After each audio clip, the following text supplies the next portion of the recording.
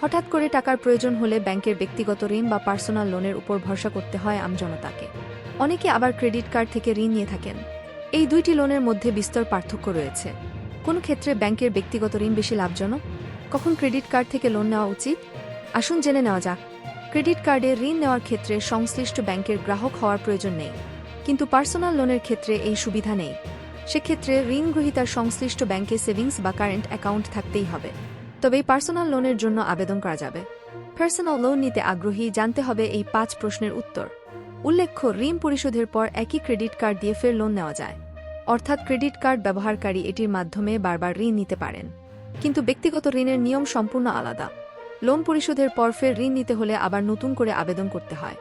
ব্যক্তিগত ঋণের ক্ষেত্রে প্রতিবার আবেদনকারীর ক্রেডিট স্কোর পরীক্ষা করে ব্যাংক। ক্রেডিট স্কোর ভালো না হলে পার্সোনাল লোন পাওয়ার ক্ষেত্রে সমস্যা হতে পারে। আবার ক্রেডিট স্কোর ভালো হলে কম সুদের হারে ঋণ পেতে পারেন গ্রাহক।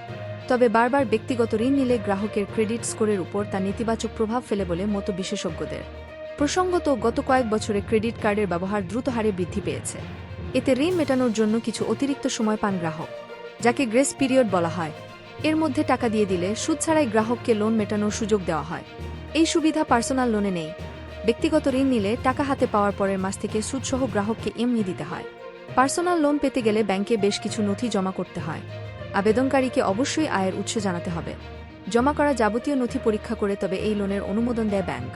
ক্রেডিট কার্ডের ক্ষেত্রে অবশ্য নথি জমা দেওয়ার কোনো ঝামেলা নেই, খুব সহজেই সেখান থেকে ঋণ নেওয়া যায়। বিশেষজ্ঞদের দাবি, অল্প সময়ের জন্য ঋণ নিতে হলে ক্রেডিট কার্ডের লোন লাভজনক হতে পারে, কারণ সেক্ষেত্রে গ্রেস পিরিয়ডের মধ্যে বিনা সুদে লোন মিটিয়ে দেওয়ার সুযোগ পেতে পারেন গ্রাহক। কিন্তু বেশি টাকার প্রয়োজন হলে ব্যাংক থেকে পার্সোনাল লোন নেওয়ার পরামর্শ দিয়েছেন তারা। ইনফরমেশনটি কেমন লাগলো কমেন্ট করে জানান। এই ধরনের ভিডিও পেতে লাইক ও সাবস্ক্রাইব করতে ভুলবেন না। ভালো থাকুন, সুস্থ থাকুন, ধন্যবাদ।